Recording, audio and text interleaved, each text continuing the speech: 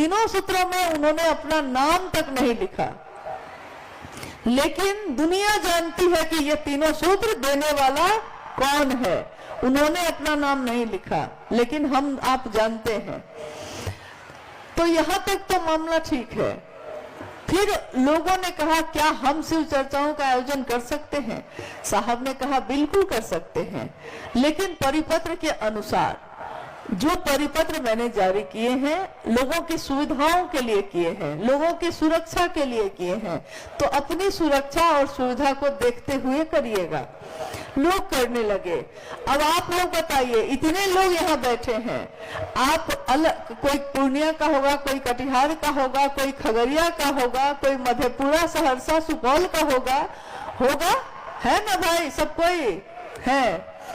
आप बताइए कि आपसे कभी किसी ने ये कहा कि शिव चर्चा का आयोजन करने से पहले आपको पूछना पड़ेगा? नहीं ना। शिव चर्चाओं का आयोजन तो आप करते ही हैं, कोई आपको कुछ बोलने नहीं जाता। लेकिन साहब ने 2007 में शिवशिष परिवार संस्था की स्थापना की और 2008 में, सोचिए आज से कितने वर्ष पहले की बात है, 2008 में शिवशिष हरिंद्रानंद फाउंडेशन और वैश्विक शिवशिष परिवार की स्थापना हुई। इन तीनों का मूल उद्देश्य, हर संस्था या न्यास का कोई मूल उद्देश्य होता है।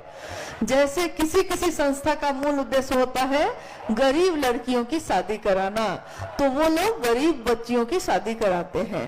किसी संस्था का मूल उद्देश्य होता है गाय का पालन करना, गौ रक्षा, तो वो गाय की रक्षा का काम करते हैं। लेकिन शिव के शिष्य साहब हरिंद्रानंद जी ने जो संस्था और न्यास की स्थापना की, इन तीनों का मूल उद्देश्य क्या है? इन तीनों संस्था और न्यास का मूल उद्देश्य है शिव के गुरु स्वरूप की स्थापना जन जन में करना। तो ये संस्था या न्यास इसीलिए स्थापित किए गए ताकि इनके द्वारा सभी शिव के शिष्य, सभी मतलब सभी शिव के शिष्य इसी का बैनर लगा के दुनिया में कहीं भी जाकर महादेव की बात कर सकते हैं। लेकिन दुर्भाग्य ऐसा है कि कुछ समय से कभी कभी इक्का दुक्का सुनाई देता है कि किसी ने अलग ट्रस्ट बना लिया, किसी ने अलग न्यास बना लिया या एनजीओ बना लिया।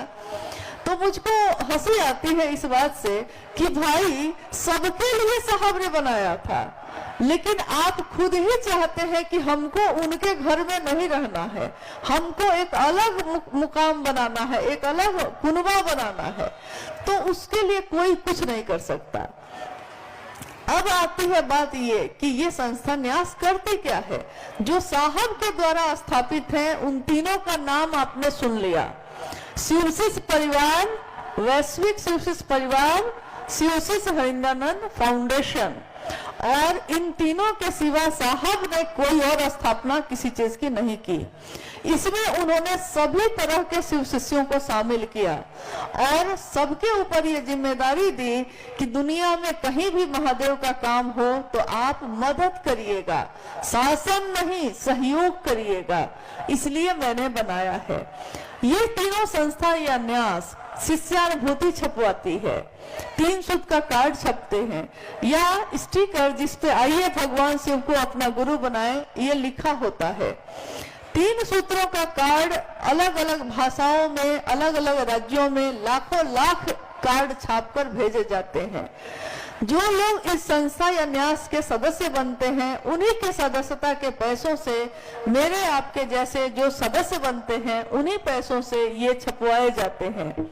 कभी भी कोई भी ऐसा काम जो ईश्वर का हो, जो भगवान का हो, उसमें सबका सहयोग लिया जाता है।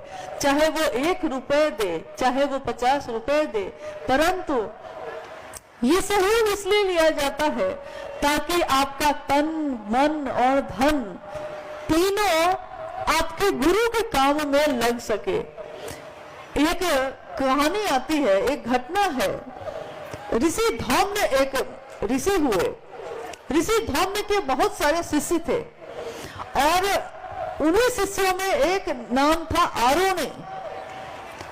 आश्रम की व्यवस्था थी, उस आश्रम में बहुत सारे शिष्य रहते थे।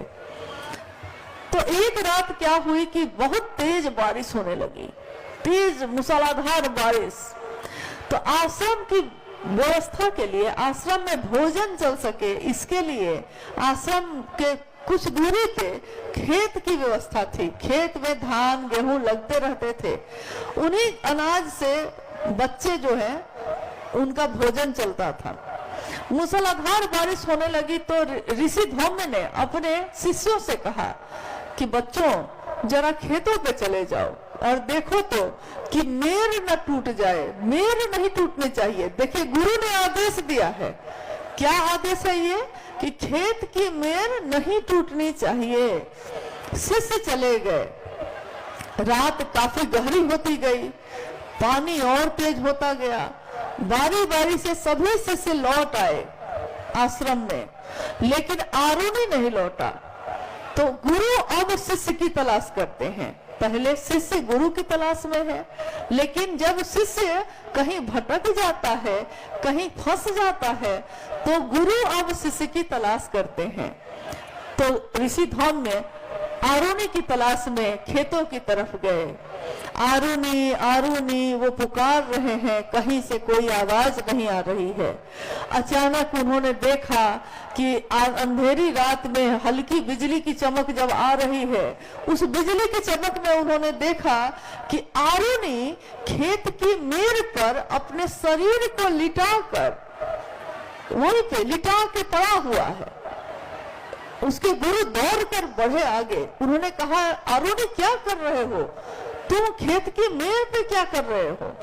आरुणि ने कहा गुरु आपने आदेश दिया था कि खेत की मेड़ टूटनी नहीं चाहिए, तो मैंने पहले मिट्टी लगा के रोकने की कोशिश की, परंतु जब वो किसी विधि से ना टूटती ही रही, रुक ही नहीं सकी, तो मेरे पास अब मेरा ये शरीर है जो मैंने अपने शरीर को ही लिटा दिया, मेरे पास अब और कुछ भी नहीं था।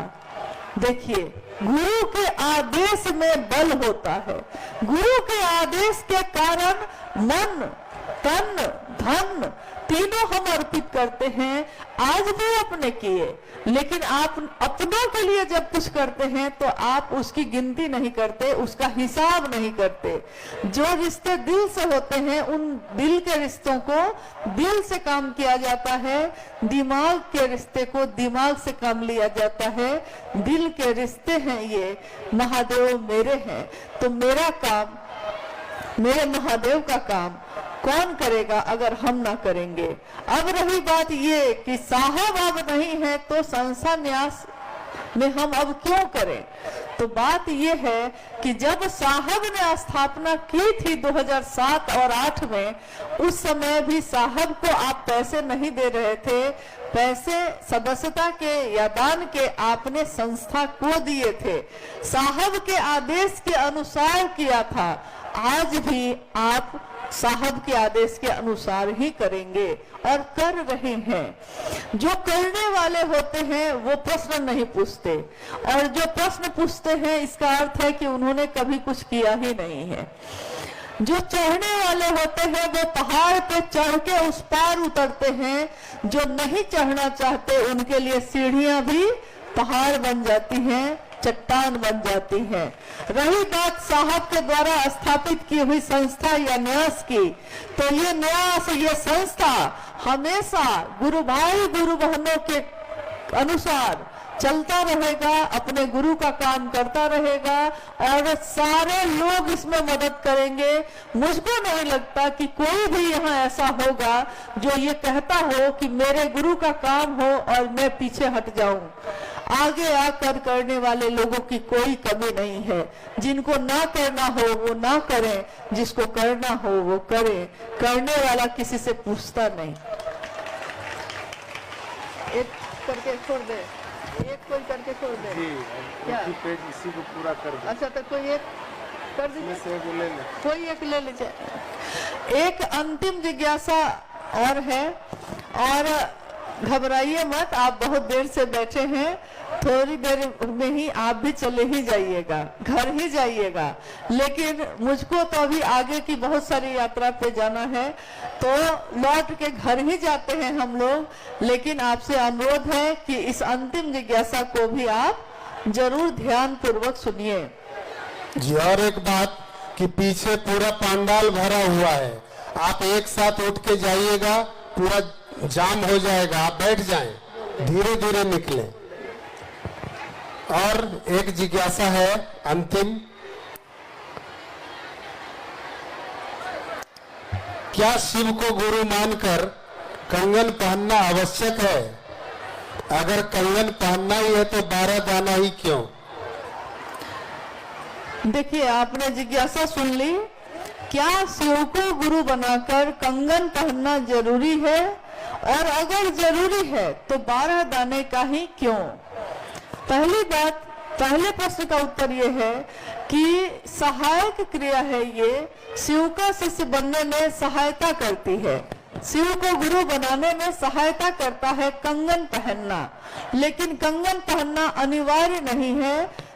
बहुत सारे ऐसे लोग हैं जिनका ऐसा काम है कि वो अपने हाथ से जो काम करते हैं तो कंगन नहीं पहन पाते, तो अगर वो नहीं पहन पाते तो वो शिव शिष्य नहीं होंगे, ऐसा नहीं है।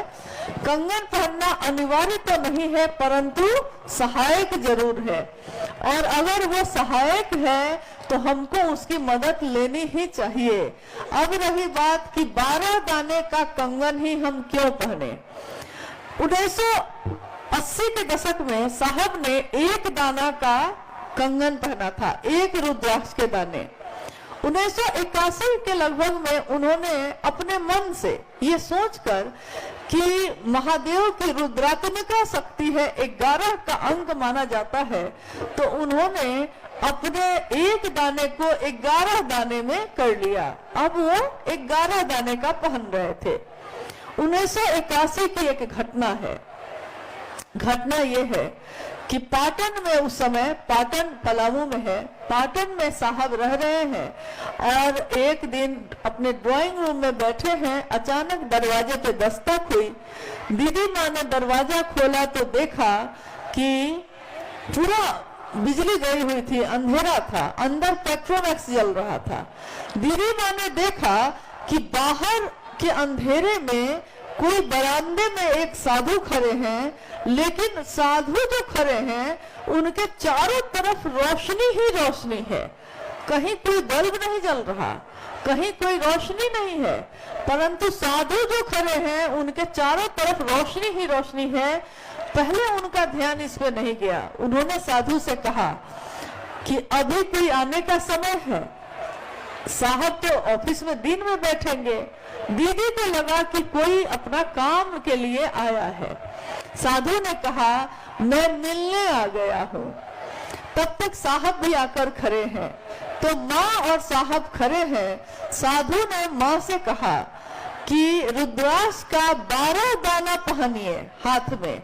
तो माँ ने कहा कि 12 दाना कहाँ से लाएंगे, 11 है, लेकिन और रुद्राक्ष का दाना मिलेगा नहीं, मिलता नहीं है यहाँ।